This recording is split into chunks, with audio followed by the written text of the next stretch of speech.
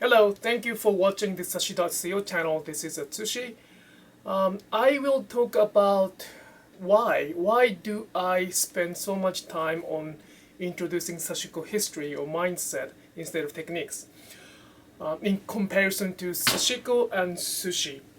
It is very important for us to talk about why we call it Sashiko and why we practice Sashiko in order to pass down this culture to the next generation.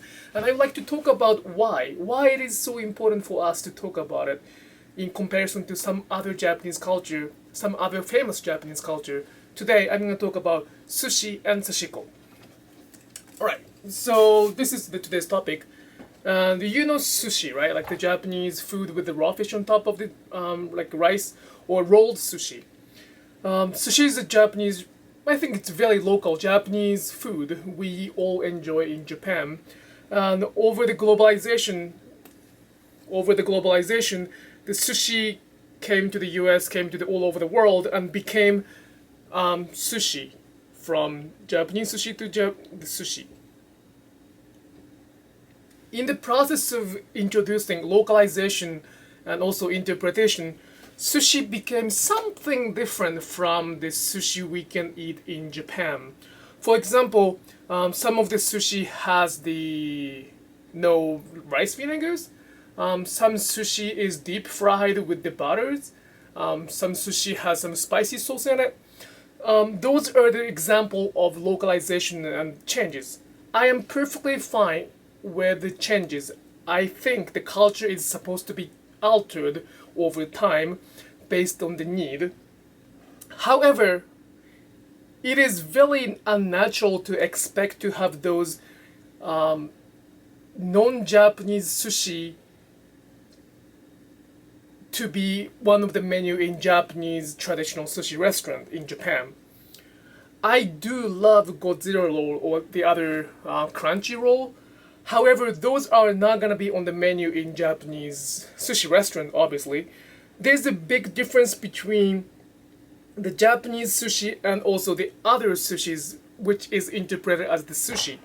So there's a although the origin was the same, origin was from here, and then there was a globalization, became the Godzilla roll or something else. There's a big categorization of Japanese sushi and the other sushis available in the world. And many people knows that there's a big difference. There's a original sushi, which is not deep fried, which is not with the cream cheese, which has to have the rice vinegar in it. On the other hand, let's talk about sashiko. When we talk about sashiko, we do not have the original image of sashiko as the template. The reason is that the sashiko was so ordinarily practiced for many Japanese people, they did not preserve sashiko as the one single definitive form of hand stitching. So in the process of, sorry, my cat is searching something. In the process of transforming interpretation of sashiko and also localizing the sashiko in everybody's need, I don't know what it's gonna be like, which is equivalent to the Godzilla roll in sushi culture. I cannot expect what is gonna be this result of interpretation of sashiko. This might be visible mending. This might be slow fashion. This might be slow stitching. I have no idea. I have no idea about what's gonna be in the transformation of sashiko, and I am okay with this transformation. I'm okay with the cultural transformation. I accept that. However, I want to make sure that everybody knows the origin to go back, as sushi does too. It is very interesting to not to have the original form of sashiko.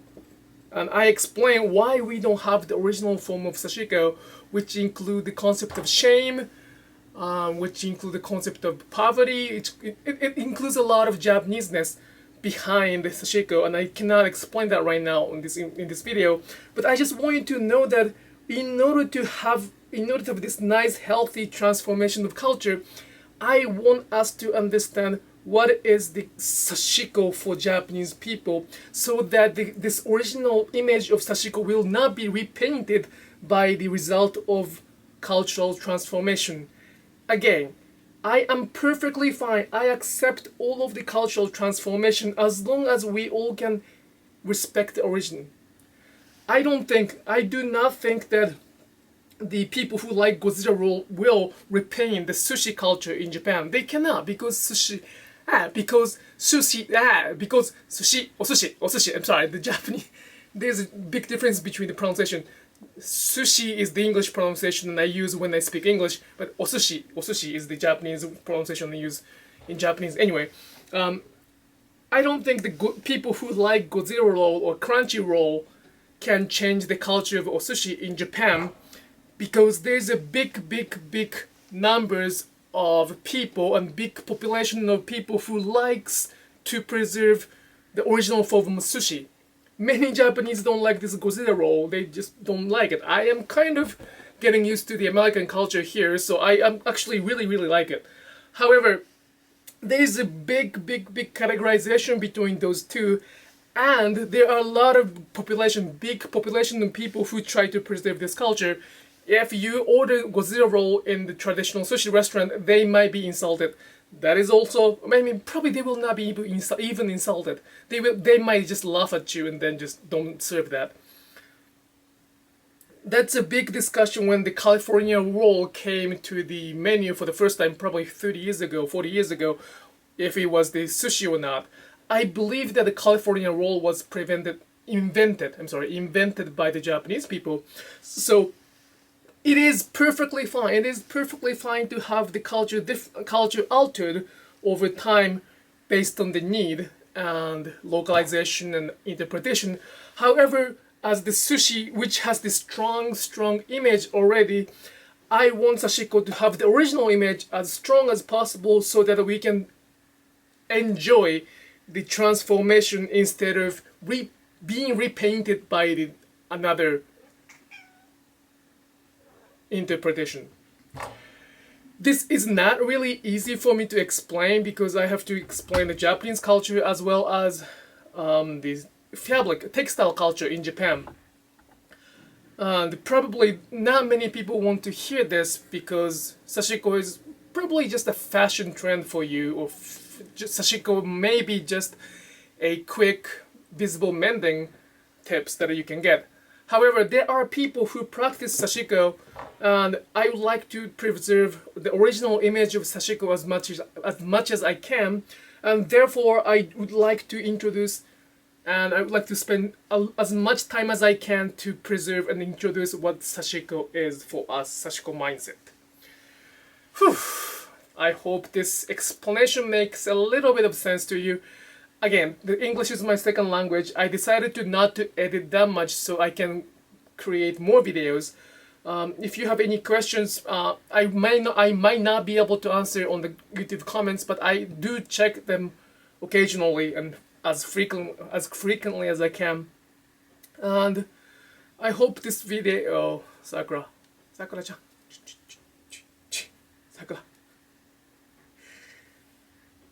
Sakura.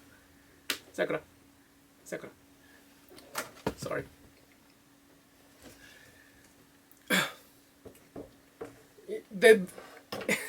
I do not intend to interrupt any of the sashiko ongoing trend at all.